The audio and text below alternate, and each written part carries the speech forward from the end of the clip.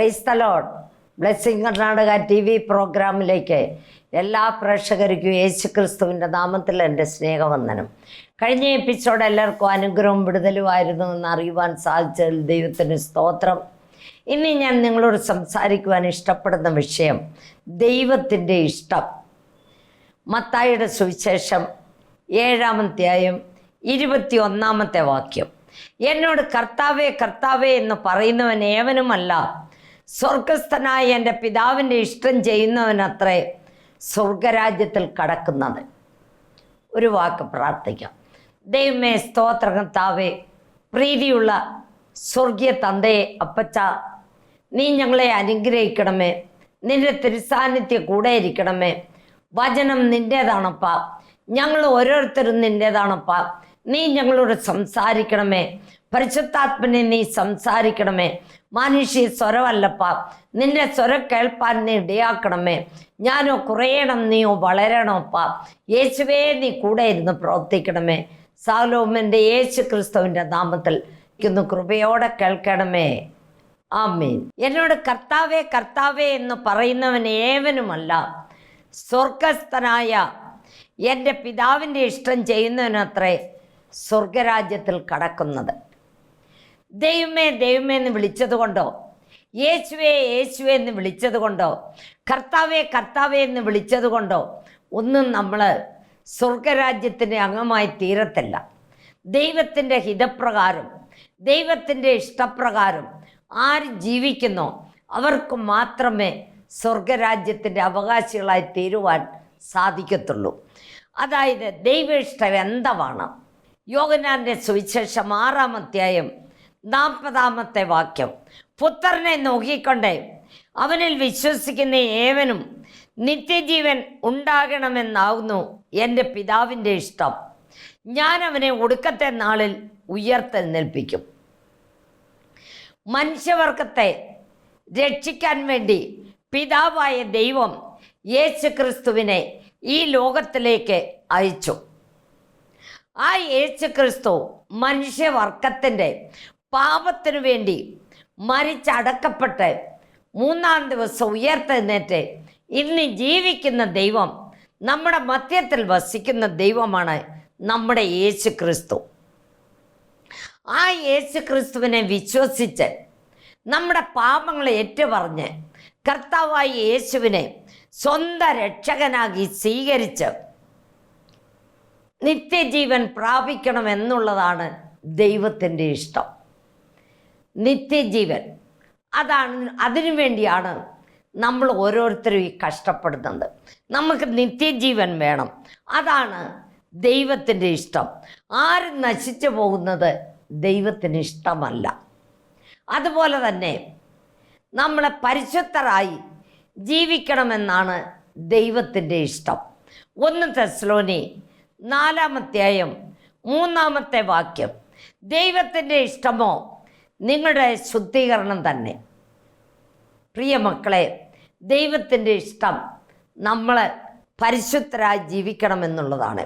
കർത്താവിൻ്റെ ഇഷ്ടം നമ്മുടെ ശുദ്ധീകരണമാണ്. ശുദ്ധീകരണം പ്രാപിച്ചവർ നാം നീതിവന്തരായി പരിശുദ്ധരായി ജീവിക്കണം. രക്ഷിക്കപ്പെട്ട് കഴിഞ്ഞ് പിന്നെ നമ്മൾ മനസ്സ് വന്നതുപോലെ ജീവിക്കുന്നത് ദൈവത്തിന് ഇഷ്ടമല്ല. നമ്മൾ രക്ഷിക്കപ്പെട്ട ഒരു വ്യക്തിയാണെങ്കിൽ നമ്മുടെ ഇഷ്ടപ്രകാരമല്ല ജീവിക്കേണ്ടത്. പിന്നെ നമ്മൾ ജീവിക്കേണ്ടത് ദൈവത്തിൻ്റെ ഇഷ്ടപ്രകാരമാണ് നമ്മൾ ജീവിക്കേണ്ടത്.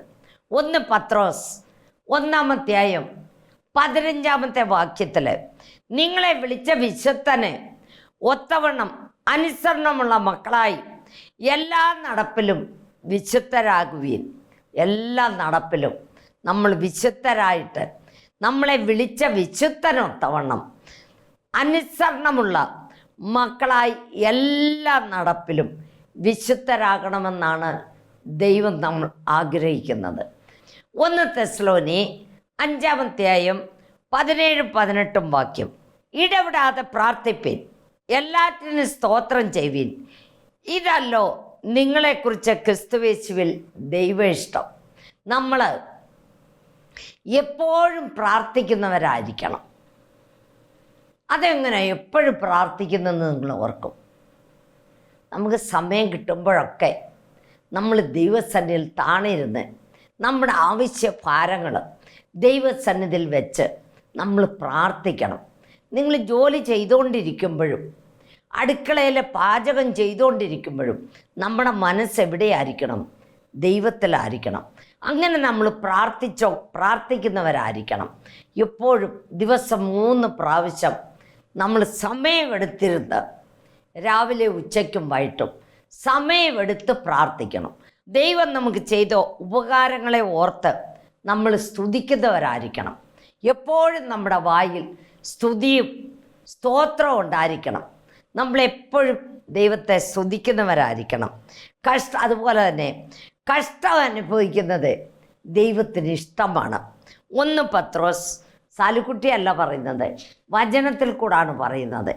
1 പത്രോസ് 3-ാമത്തെ വാക്യം, നിങ്ങൾ കഷ്ടം സഹിക്കണമെന്ന് ദൈവം ഹിതമെങ്കിൽ തിന്മ ചെയ്തിട്ടല്ല നന്മ ചെയ്തിട്ട് സഹിക്കുന്നത് ഏറ്റവും നന്ന്. ചിലപ്പോൾ നമ്മൾ കഷ്ടം അനുഭവിക്കുന്നത് ദൈവത്തിന് ഇഷ്ടമാണ്. അത് നമ്മളെ നശിപ്പിക്കാൻ വേണ്ടിയല്ല. എന്തിനാണെന്ന് ചോദിച്ചാൽ നമ്മളെ രൂപാന്തരപ്പെടുത്തുന്നതിന് വേണ്ടിയാണ്. തട്ടാൻ തൻ്റെ സ്വർണം ഒരു കട്ടിയായിട്ടിരിക്കുന്ന ഒരു കല്ല് പോലത്തെ ഒരു സാധനമാണ്. അവനത് തീക്കകത്തിട്ട് അവൻ്റെ കണ്ണങ്ങോട്ടും ഇങ്ങോട്ടും പോകത്തില്ല. ആ ഇക്കള വെച്ച് പിടിച്ചോണ്ട് അവൻ തീക്കകത്തതിട്ട് ചുടുകയും ചുറ്റിയെ വെച്ച് അടിക്കുകയും അത് ഊതി അതിൻ്റെ കീടം കളയുകയും അങ്ങനെ അവൻ ചെയ്താണ് അതൊരു ഫാഷൻ ഉണ്ടാക്കുന്നത്. അതുപോലെ തന്നെ കുമ്പാരൻ ജേടി മണ്ണ് കുഴച്ച് അവൻ ഇഷ്ടമുള്ള പാത്രം ഉണ്ടാക്കും. ആ പാത്രം ശരിയായില്ലെങ്കിൽ അത് ഉടച്ച് വീണ്ടും അവൻ നല്ല പാത്രം ഉണ്ടാക്കും. പ്രിയ മക്കളെ, ദൈവം നമ്മളെ രൂപാന്തരപ്പെടുത്തി എടുക്കാൻ വേണ്ടിയാണ് കഷ്ടങ്ങളും രോഗങ്ങളും നമ്മുടെ ജീവിതത്തിൽ വരും. അപ്പോൾ നമ്മൾ പിറുപിറുത്ത് ദൈവത്തെ വിട്ടുപോകരുത്. നമ്മൾ പിറുപിറുക്കരുത്. നമ്മൾ ദൈവത്തെ വിട്ടുപോകരുത്. ഞാൻ ഇത്രയും ദൈവത്തെ സ്നേഹിച്ചു, ഇത്രയും പ്രാർത്ഥിച്ചു, എന്നിട്ടും ഞാൻ എത്ര ഉപവസിക്കുന്നു, എന്നിട്ടും ദൈവം എനിക്ക് കഷ്ടം തരുന്നല്ലോ. എൻ്റെ വീട്ടിൽ ഓരോരുത്തർക്കും മാറി മാറി രോഗം വരുന്നല്ലോ, മാറി മാറി കഷ്ടം വരുന്നല്ലോ. ഇങ്ങനെ നമ്മൾ പല വിധത്തിലും ചിന്തിച്ച് ദൈവത്തെ ഒരിക്കലും വിട്ടു പോകരുത്. നമ്മളെപ്പോഴും ദൈവത്തെ സ്തുതിക്കുകയും പ്രാർത്ഥിക്കുകയും ചെയ്യുന്നവരായിരിക്കണം. ആ ഇയ്യോബിന് എന്തുമാത്രം കഷ്ടമാണ് അവൻ്റെ ജീവിതത്തിലുണ്ടായത്. അവൻ്റെ മക്കളെല്ലാം മരിച്ചുപോയി. അവനുണ്ടായിരുന്ന കൃഷിഭൂമി സകലവും ചുട്ടുപോയി. അവൻ്റെ ശരീരം മുഴുവനും പഴുപ്പും വൃണവും കൊണ്ട് നിറഞ്ഞ് ചൊറിച്ചിൽ, അവൻ ഉറക്കമില്ലായ്മ, എന്തെല്ലാം കഷ്ടങ്ങൾ അനുഭവിച്ചു. അവനൊരു വാക്ക് പോലും ദൈവത്തെ ദൂഷിച്ചു പറഞ്ഞില്ല. സാത്താൻ പറഞ്ഞതന്നെ, നീ ഒന്ന് വേലി പൊളിച്ചു മാറ്റി നോക്ക്, അവൻ എങ്ങനെ നിന്നോട് പറയുമെന്നറിയാം, നിന്നെ ത്യജിച്ചു പറയുമെന്ന് നോക്കിക്കോളാം. ദൈവത്തിന് അറിയാമായിരുന്നു അവൻ ത്യജിച്ചു പറയത്തില്ല. പ്രിയ മക്കളെ, അതുപോലെ നമ്മുടെ ജീവിതത്തിലും നമുക്ക് അനേക കഷ്ടങ്ങളും പ്രയാസങ്ങളും ബുദ്ധിമുട്ടുകളും ഒക്കെയും വരും. ദൈവം നമ്മളെ ഉടച്ചു വാർക്കുകയാണ്, നമ്മളെ ഓരോ വിധത്തിലും രൂപാന്തരപ്പെടുത്തുകയാണ്. നമ്മൾ ഒരിക്കലും പിറുപിറുത്ത് പിന്മാറിപ്പോകരുത്. അതുപോലെ തന്നെ 1 പത്രോസ് 2-ാമത്തെ വാക്യം, നിങ്ങൾ നന്മ ചെയ്തുകൊണ്ട് ബുദ്ധിയില്ലാത്ത മനുഷ്യരുടെ ഭോഷത്വം മിണ്ടാതാക്കണമെന്നുള്ളത് ദൈവേഷ്ടമാകുന്നു. നമ്മളെക്കുറിച്ച് അനേകർ ദുഷിച്ചു പറയുന്നവരുടെ മധ്യത്തിൽ നമ്മൾ നല്ല പ്രവർത്തികൾ കാണിച്ച് അവരുടെ വായ അടപ്പിക്കണം.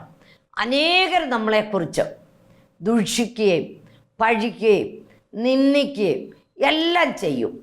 പക്ഷേ നിങ്ങൾ അന്നേരം അവരോട് തിരിഞ്ഞ് ചീത്ത വിളിക്കാനോ വഴക്കുണ്ടാക്കാനോ തിരിഞ്ഞു പറയാനോ പോകരുത്. നിങ്ങളുടെ നന്മപ്രവൃത്തികൾ കണ്ട് അവരുടെ വായ അടപ്പിക്കണം. അതുപോലെ തന്നെ ഫിലിപ്പിയർ 4-ാം അധ്യായം 18-ാമത്തെ വാക്യം, നിങ്ങൾ അയച്ചു തന്നത് സൗരഭ്യ വാസനയായി ദൈവത്തിന് പ്രസാദവും സുഗ്രാഹ്യവുമായ യാഗമായി എപ്പഫ്രൊദീത്തോസിൻ്റെ കയ്യിൽ ഞാൻ പ്രതിഗ്രഹിച്ച് തൃപ്തനായി. എപ്പഫ്രൊദീത്തോസിൻ്റെ കയ്യിൽ, അതായത് പൗലോസ് ഫിലിപ്പിയിലുള്ള വിശ്വാസികളോട് പൗലോസ് പറയുന്ന കാര്യമാണ്. നിങ്ങളാണ് എൻ്റെ വരവ് ചെലവ് കാര്യങ്ങളിൽ എന്നോട് കൂട്ടായ്മ കാണിച്ചത്. അത് ദൈവത്തിന് ഇഷ്ടവും പ്രസാദവുമുള്ളത് യാഗമാണ്. കർത്താവിൻ്റെ വേലയ്ക്ക് വേണ്ടി ആരെ സഹായിച്ചാലും അവരെ ദൈവം അനുഗ്രഹിക്കും. നമ്മൾ കർത്താവിൻ്റെ വേലയ്ക്ക് വേണ്ടി സഹായിക്കുന്നവരായിരിക്കണം. കർത്താവിന് വേണ്ടി നമ്മൾ എന്ത് ചെയ്താലും അതിന് പ്രതിഫലം ദൈവം നമ്മൾക്ക് തരും. നമ്മൾ ഒരു ചർച്ചിലെ ഒരു നല്ല ജീവസ്തംഭമായിട്ട് നിൽക്കാനാണ് ദൈവം ആഗ്രഹിക്കുന്നത്. നമ്മളെപ്പോഴും പാസ്റ്ററിനെ സഹായിക്കുക, ചർച്ചിന് വേണ്ട കുറവുകളെല്ലാം നമ്മൾ ചെയ്തു കൊടുക്കുക. നീ ഒരു പായിട്ടാൽ കൂടെ അതിന് പ്രതിഫലം ദൈവം തരും. നീ ചർച്ചൊന്ന് തൂത്തുവാരിയാൽ ദൈവം അതിന് പ്രതിഫലം തരും. അങ്ങനെ ദൈവ വേലയ്ക്ക് വേണ്ടി നമ്മൾ എന്ത് ചെയ്താലും ദൈവത്തിനത് ഇഷ്ടമാണ്. ദൈവം നമുക്ക് പ്രതിഫലം തരും. നിങ്ങൾ കൊടുത്തു നോക്കിക്കേ. മലാക്കി 3-ാം അധ്യായം 7 മുതൽ 10 വരെയുള്ള വാക്യം വായിച്ചു നോക്കിക്കേ.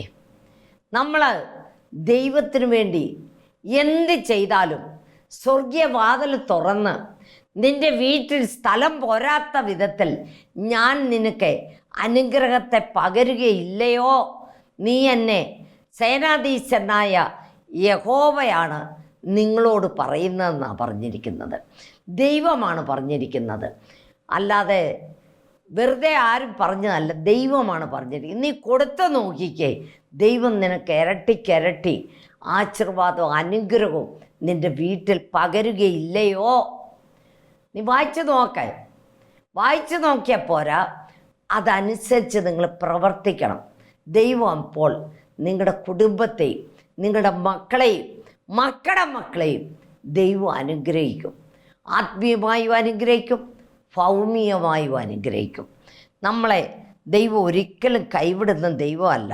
അതുപോലെ തന്നെ ഫിലിപ്പിയർ 4:19 വാക്യം, ഒരു പ്രാവശ്യം കർത്താവ് പറഞ്ഞു, പിതാവിൻ്റെ ഇഷ്ടം ചെയ്യുന്നതാണ് എൻ്റെ ആഹാരം.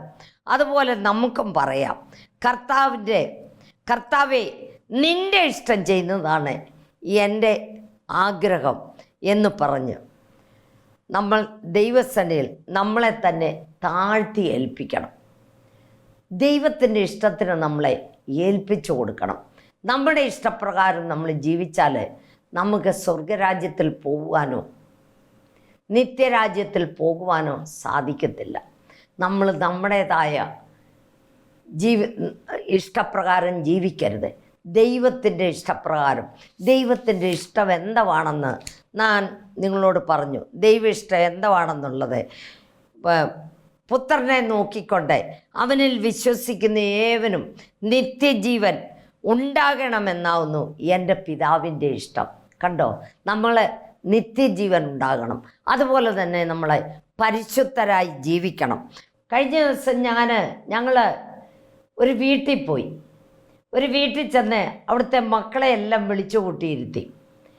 ഒരു കൊച്ച് BA പഠിക്കുന്ന കൊച്ചാണ്.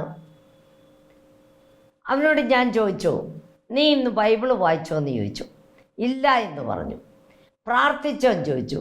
ഞാൻ ഒരിക്കലും പ്രാർത്ഥിക്കത്തില്ലെന്ന് അവൻ പറഞ്ഞു. ഞാൻ ദിവസവും ബൈബിൾ വായിക്കും, പ്രാർത്ഥിക്കത്തില്ലെന്ന് പറഞ്ഞു. ഞാനുണ്ടെ പറഞ്ഞു, നിൻ്റെ മൂക്കലൊന്ന് പിടിക്കാൻ പറഞ്ഞു.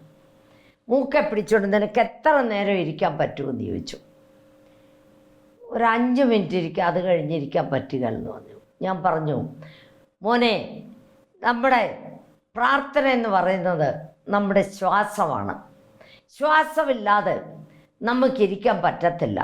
അതുപോലെ ആണ് പ്രാർത്ഥന. നമ്മുടെ ആവശ്യഭാരങ്ങൾ ദൈവത്തോട് പറയുകയും കരയുകയും പ്രാർത്ഥിക്കുകയും നീ ചെയ്യണം. ദൈവം പറഞ്ഞിരിക്കുന്നത് എന്താണ്? ഇടവിടാതെ പ്രാർത്ഥിക്കാനാണ് പറഞ്ഞിരിക്കുന്നത്. നമ്മൾ ഇടവിടാതെ പ്രാർത്ഥിക്കണം. കണ്ണുനീർ ഒഴുക്കി പ്രാർത്ഥിച്ചാൽ ദൈവം ഒരു ചുവട് പോലും മുൻപോട്ട് പോകത്തില്ല. നിന്റെ കണ്ണുനീരിന് മറികടക്കുന്നവനല്ല ദൈവം എന്ന് അവനോട് പറഞ്ഞു. അങ്ങനെ പറഞ്ഞിട്ട് അവന് ഞാൻ പ്രാർത്ഥനയെല്ലാം പറഞ്ഞു കൊടുത്ത് അവനെ കൊണ്ട് ഞാൻ പ്രാർത്ഥിപ്പിച്ചു. ഇനി ഞാൻ അടുത്ത പ്രാവശ്യം വരുമ്പോൾ നീ ദിവസം 3 പ്രാവശ്യമെങ്കിലും ദൈവസന്നിധിയിൽ പ്രാർത്ഥിക്കണം. പ്രാർത്ഥിച്ചെങ്കിൽ മാത്രമേ ദൈവം നിന്നെ അനുഗ്രഹിക്കത്തുള്ളൂ. ആത്മീയമായും ഭൗമ്യമായും ദൈവം നിന്നെ അനുഗ്രഹിക്കണമെന്ന് വരികിൽ മകനെ നീ പ്രാർത്ഥിക്കണമെന്ന് പറഞ്ഞു. നീ കണ്ണുനീരൊഴുക്കി പ്രാർത്ഥിക്കുക. നിൻ്റെ കുടുംബത്തിൽ ഇന്നും അവരുടെ കുടുംബത്തിൽ ഇന്നും കൂടോത്രത്തിൻ്റെ ശക്തിയാണ്. അയൽവക്കംകാരോ കൂടോത്രം ചെയ്തെന്നും പറഞ്ഞാണ് ഞങ്ങളെ അവിടെ വിളിച്ചു വരുത്തിയത്. ഞാൻ പറഞ്ഞു, ഒരു ദൈവമക്കളുടെ അടുത്ത് കൂടോത്രം വരത്തില്ല. നിൻ്റെ വാതുക്ക കൊണ്ടുവന്ന് നാരങ്ങ കട്ട് ചെയ്തിടുന്നെന്ന് പറയുന്നു. നീ ആ നാരങ്ങ പിഴിഞ്ഞ് വെള്ളം കുടിക്കുക. നിനക്കൊന്നും സംഭവിക്കത്തില്ല, യാതൊന്നും സംഭവിക്കത്തില്ല. കണ്ണുനീർ തൂവുമ്പോൾ മനസ്സലിയുന്ന ദൈവമാണ് നമ്മുടെ ദൈവം. നീ ഇടപെടാതെ പ്രാർത്ഥിക്കാനാണ് ദൈവം പറഞ്ഞിരിക്കുന്നത്. നീ പ്രാർത്ഥിച്ചാൽ തീർച്ചയായിട്ടും നിൻ്റെ സന്നിധിയിൽ ഒരു കൂടോത്രവും വരത്തില്ല, ഒരു നേർച്ച കാഴ്ചയും വരത്തില്ല, ഒന്നും വരത്തില്ല. പ്രിയ മക്കളെ, നിങ്ങളോടും എനിക്ക് പറയാനുള്ളത് അതാണ്. അതുപോലെ തന്നെ ഒരാളുടെ രോഗം തീരുമ്പോൾ അടുത്ത ആളിന് രോഗം. അവർക്ക് 3 മക്കളുണ്ട്. 3 മക്കളും വിട്ട് രോഗമാണ്. അവരുടെ വീട്ടിൽ സമാധാനമേ ഇല്ല. എന്താ കാര്യം? നിൻ്റെ വീട്ടിൽ പ്രാർത്ഥനയില്ല. അവരോട് മാത്രമല്ല ഞാൻ പറയുന്നത്, എന്നെ കേൾക്കുന്ന സകല ജനങ്ങളോടും സകല വ്യക്തികളോടും ഞാൻ പറയുകയാണ്. പ്രിയ മക്കളെ, കുടുംബ പ്രാർത്ഥന നിൻ്റെ വീട്ടിലുണ്ടായിരിക്കണം. കുടുംബ പ്രാർത്ഥന എന്ന് പറയുന്നത് അത് വലിയ അനുഗ്രഹിക്കപ്പെട്ട ഒന്നാണ്. രാവിലെയും വൈകിട്ടും കുടുംബ പ്രാർത്ഥന നിങ്ങളുടെ വീട്ടിലുണ്ടായിരിക്കണം. അത് കഴിഞ്ഞ് സെപ്പറേറ്റ് രാത്രി ആമങ്ങളിൽ എഴുന്നേറ്റിരുന്ന് കരഞ്ഞ് പ്രാർത്ഥിക്കുമ്പോൾ എല്ലാ വിധത്തിലും.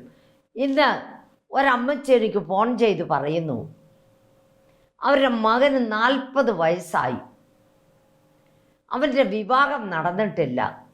എവിടെയെങ്കിലും ഒരു പെൺകുഞ്ഞിനെ ദൈവം ഒരുക്കി കൊടുക്കുന്നതിന് വേണ്ടി പ്രാർത്ഥിക്കാൻ പറയുന്നു. ഈ 40 വയസ്സ് വരെ അവരെവിടെയായിരുന്നു?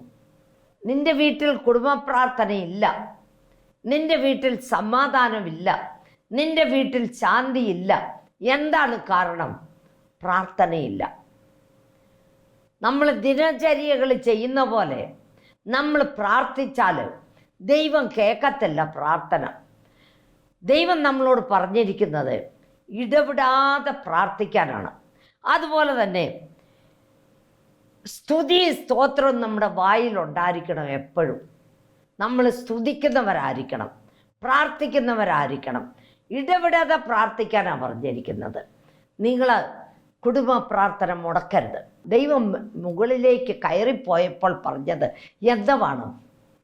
ഞാൻ പോയില്ല എങ്കിൽ ആ കാര്യസ്ഥലം നിങ്ങളുടെ അടുക്കൽ വരത്തില്ല.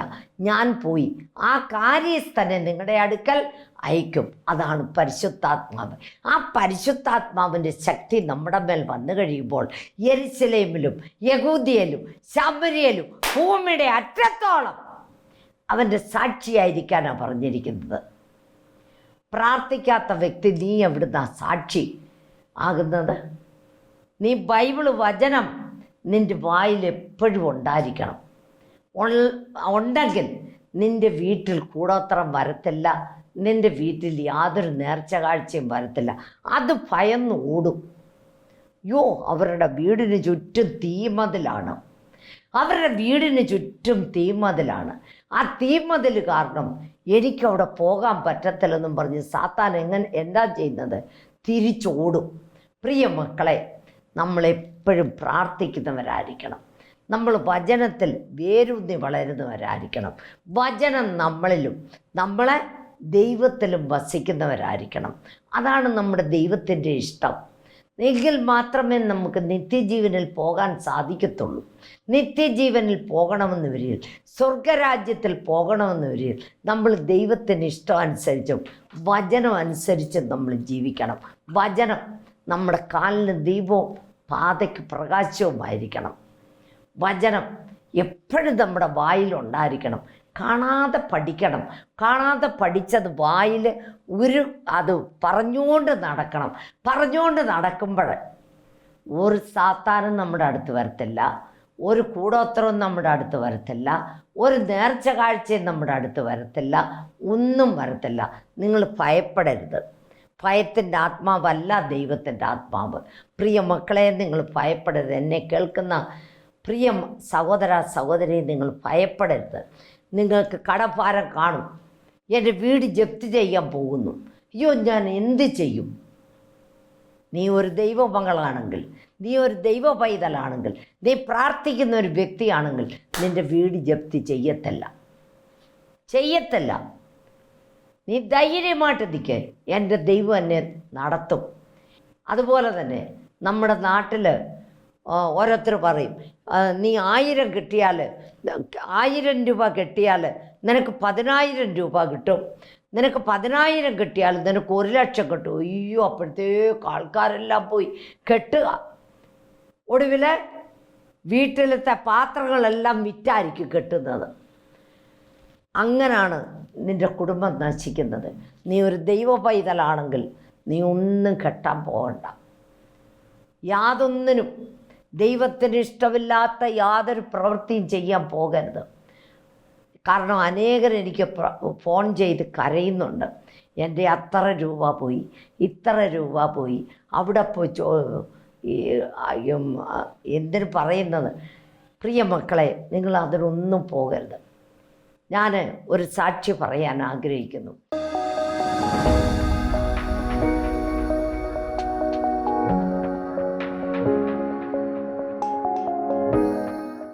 കേരളത്തിൽ നിന്നും എനിക്കൊരു ആൻറ്റി, 73 വയസ്സുള്ള ഒരു ആൻറ്റി, ഭയങ്കര പനിയും. അവരുടെ പേര് ജെസിത്ത എന്നാണ്. അവർ ഭയങ്കര പനി വന്ന് അവരുടെ വീട്ടിൽ ആരുമില്ല, ഭാര്യയും ഭർത്താവും മാത്രമേ ഉള്ളൂ. മക്കളെ എല്ലാം കല്യാണം കഴിച്ചു വിട്ടു.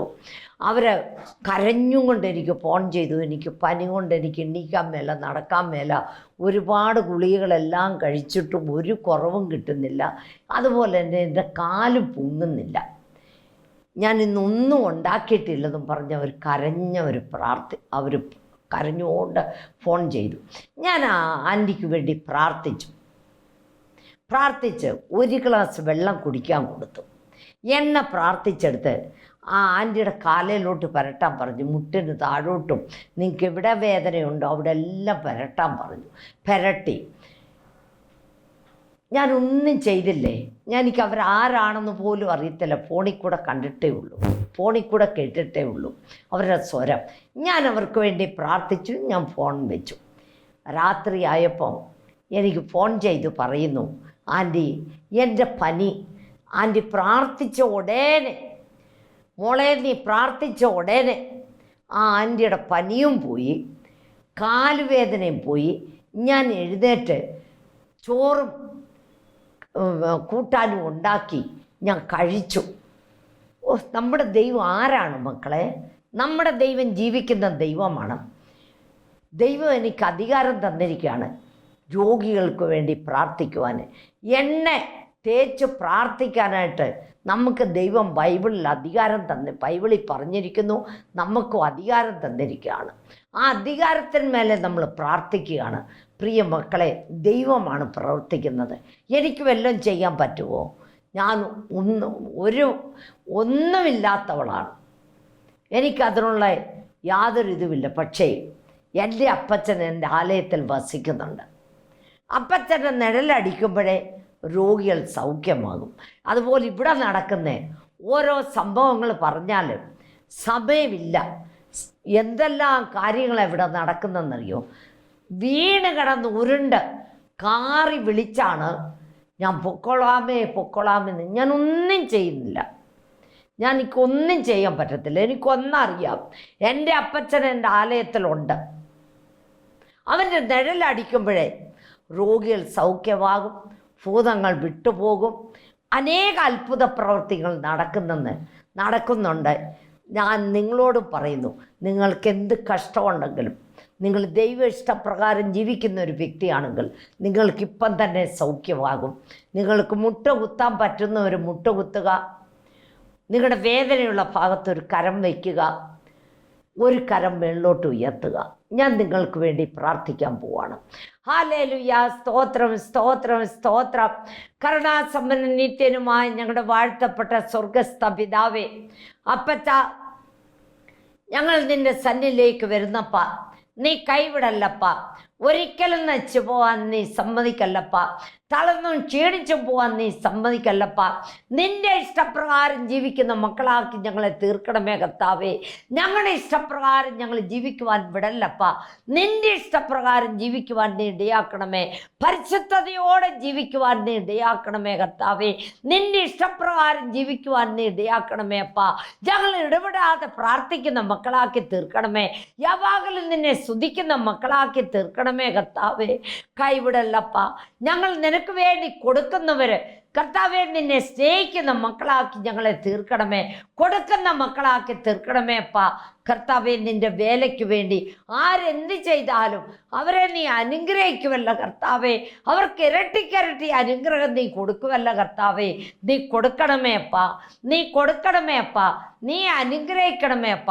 പുറത്ത് വേദന, നടുവേദന, വയറ്റുവേദന, തലവേദന, മുട്ടുവേദന, ഈ നിമിഷമേ യേശപ്പച്ച നീ തൊടണമേ. പരിശുദ്ധാത്മനെ നീ തൊടണമേ. ഈ നിമിഷമേ നീ തൊടണമേ. ഒരിക്കലും നശിച്ചു പോകാൻ നീ സമ്മതിക്കല്ലപ്പ. തളർന്നും ക്ഷീണിച്ചു പോകാൻ നീ സമ്മതിക്കല്ലപ്പ. നീ കൂടെ ഇരുന്ന് പ്രവർത്തിക്കണമേ. കൈവിടല്ലപ്പ. ആദ്യ അവസാനം നീ കൂടെ ഇരിക്കണമേ. എല്ലാ പാസ്റ്റർമാരെയും, എല്ലാ അച്ഛന്മാരെയും, എല്ലാ ഇവാഞ്ചലിസ്റ്റുകളെയും നീ അനുഗ്രഹിക്കണമേ. എല്ലാ സുവിശേഷം എല്ലാ രാജ്യങ്ങളിലും എത്തിച്ചേരുവാൻ നീ സഹായിക്കണമേ. എല്ലാ വ്യക്തികളിലും എത്തിച്ചേരുവാൻ നീ സഹായിക്കണമേ കർത്താവേ. എത്രയോ ജനം അപ്പ ശാന്തിയില്ല, സമാധാനമില്ലാതെ കഴിയുന്നപ്പ. അവർക്ക് നീ ശാന്തി സമാധാനം കൊടുക്കണമേ. കടഭാരത്താൽ എത്ര ജനങ്ങൾ കർത്താവേ അപ്പ വസ്തുക്കൾ വിറ്റ് കടം വീട്ടുവാനായിട്ട് കിടന്ന് കഷ്ടപ്പെടുന്നല്ലപ്പ. അവരുടെ വസ്തു വിൽക്കുവാൻ നീ സഹായിക്കണമേ. കടം വീട്ടി സമാധാനമായി കർത്താവേ നിന്റെ വരവിങ്കൽ പ്രത്യാശയോടുകൂടെ കാത്തിരിക്കുന്ന മക്കളാക്കി തീർക്കണമേ കർത്താവേ. നിന്റെ ഇഷ്ടപ്രകാരം ജീവിക്കുന്ന മക്കളാക്കി തീർക്കണമേ. കൈവിടല്ലപ്പ. ആദ്യ അവസാനം നീ കൂടെ ഇരിക്കണമേ കർത്താവേ. യേശു ക്രിസ്തുവിൻ്റെ നാമത്തിൽ ചോദിക്കുന്നു, കൃപയോടെ കേൾക്കണമേ. ആമീൻ. നിങ്ങളുടെ പ്രാർത്ഥന ഞങ്ങളെ അറിയിച്ചാൽ ഞങ്ങൾ നിങ്ങൾക്ക് വേണ്ടി പ്രാർത്ഥിക്കുന്നതാണ്. നിങ്ങളുടെ പ്രാർത്ഥനയിൽ ഞങ്ങളെയും ഞങ്ങളുടെ കുടുംബത്തെയും ഞങ്ങളുടെ സഭയെയും ഞങ്ങളുടെ വേലയെ ഓർത്ത് പ്രാർത്ഥിക്കണമെന്ന് അപേക്ഷിക്കുന്നു. Praise the Lord. God bless you.